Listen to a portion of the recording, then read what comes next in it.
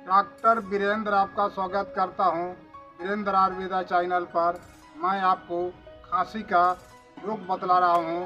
अनार का छिलका को मुंह में लेकर चूसने से खांसी जो है आपको ठीक हो जाता है और छाती में, सीने में जो कफ जमा हुआ है वह जो है ढीला होकर बाहर निकल जाता है। और इस वीडियो देखने के लिए मैं आपको धन्यवाद दे रहा हूँ। जय धन्वंतरी, जय आयुर्वेद।